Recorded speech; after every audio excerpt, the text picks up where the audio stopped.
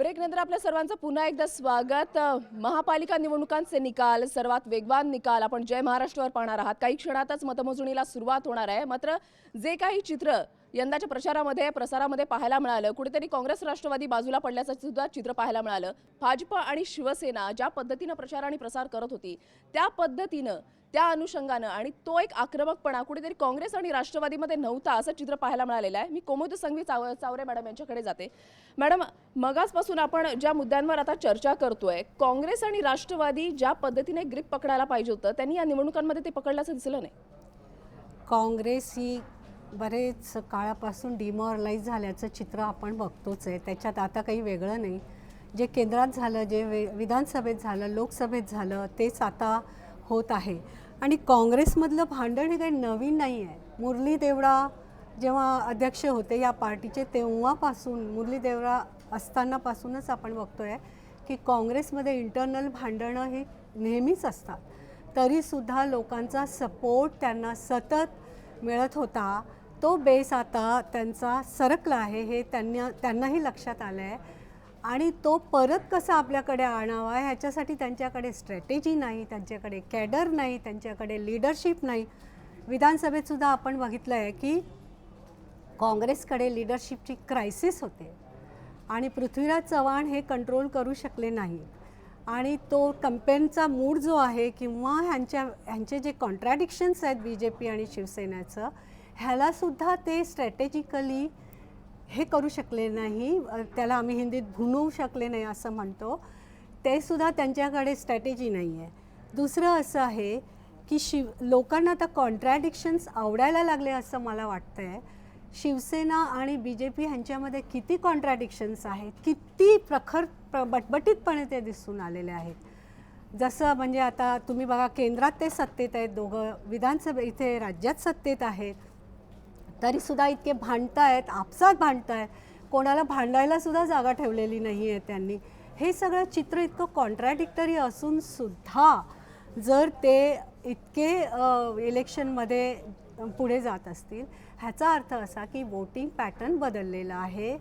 आणि आता आपण पूर्वीचे मापदंड जर आपण लावले तर त्याचा काही आता उपयोग होणार नाही। म्हणजे आता ह्यांनी पूर्वी काय केलं, नंतर काय केलं, मराठी माणूस, छत्रपती वगैरे, मला नाही वाटत मुंबईत शिवछत्रपती वगैरे किंवा मराठा आरक्षण वगैरे इश्यूज एवढे रिलेव्हंट आहेत।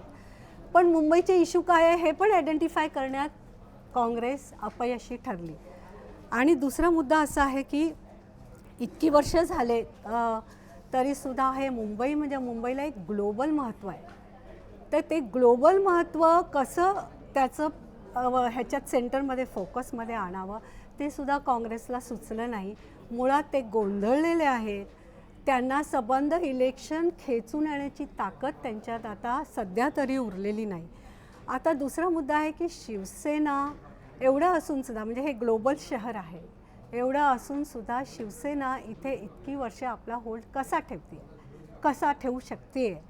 आता दलित मतं कुठे आहेत किंवा मुस्लिम मतं विरोधात असूनसुद्धा शिवसेना आणि MNS इन अ वे, गेल्या MNSला 28 आणि शिवसेनाला 75, together it makes more than 100।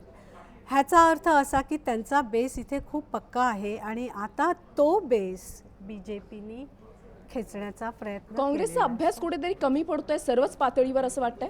सगळंच कमी पडतंय ना, अभ्यासच कशाला। त्यांच्याकडे स्ट्रॅटेजी नाही, त्यांच्याकडे कॅडर नाही, त्यांच्याकडे लीडरशिप नाही आहे काही, आणि आता इच्छा पण दिसत नाही आहे। त्यामुळे ते सोपं काम नाही आहे हे ह्याला काँग्रेसला लक्षात आलं नाही। काँग्रेसच्या सेंट्रल लीडरशिपने सुद्धा ह्या इलेक्शनमध्ये लक्ष घातलेलं नाही।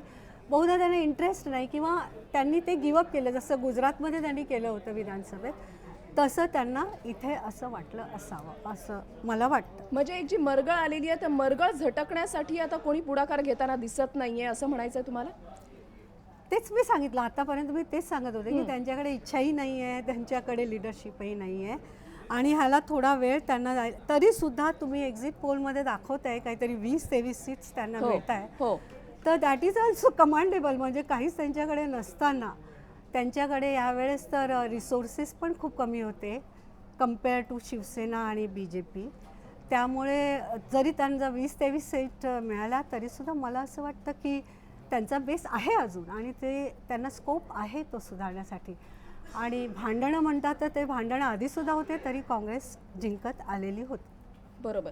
म्हणजे फक्त फटका- भांडणं कोणात नाही आहे, आता दिसत नाही आहे ते शिवसेनेत आपसात दिसत नाही, BJPत दिसत नाहीत पण भांडणं भरपूर आहेत. बरोबर. काँग्रेसमध्ये दिसत आहेत, राष्ट्रवादीमध्ये भांडायला कोणी नाही आहे आता सध्या तरी आपसात, त्यामुळे ते दिसत नाही. याच्यातला दुसरा भाग आहे, काँग्रेसचा बेस एवढा खिळखिळा झाला आहे असंही काही मानायचं कारण नाही. नेते फक्त त्या दर्जाचे नाहीत, हाच भाग आहे. कारण इथला दलित आणि हे झोपडपट्ट्यांचं शहर आहे, मुख्यतः इथं दलित आहे. आता भाजपने त्याची आखणी केली, ते फक्त गंभीरपणे या विषयाकडे गेले. त्यांनी रामदास आठवलेंना काय पद द्यायचं आणि त्यानंतर दलित मतं घ्यायचं, म्हणजे हा सौदाच केलेला आहे आणि काँग्रेसने पूर्वी तो केला होता.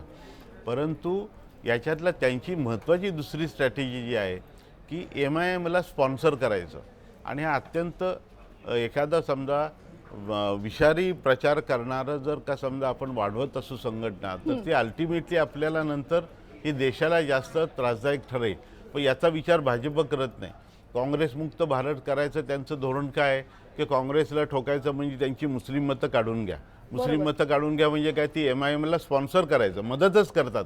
भाजप हे MIMला मदत करतं, त्यांना वाढवतं. त्यामुळं काँग्रेसचा एक मुस्लिम बेस काढून घेता येतो. एक दुसरी गोष्ट, त्यांनी काँग्रेसबरोबर किंवा शरद पवारांच्याबरोबर गेलेले रामदास आठवले त्यांना आधी काढून घेतलं, भाजपच्या बरोबर ते आहेत. या दोन गोष्टी करून त्यांनी काँग्रेस मुक्त भारताचं धोरण राबवत आहेत. याच्यामध्ये काय एका बाजूला विषारी MIM वाढेल, त्याचं वेगळ्या पद्धतीचं रोपटं वाढेल, हा एक धोका आहे. त्याच्यातला दुसरा भाग असा आहे की काँग्रेसमधनं जे टाकले किंवा टाकाऊ एलिमेंट हे ते आपल्याकडे घ्यायचं, किंवा राष्ट्रवादीमधले बरेचसे त्यांनी गुन्हेगारी स्वरूपाचे लोक जे तिथं राज्य करत होते राष्ट्रवादीत, त्यांना घेतलं.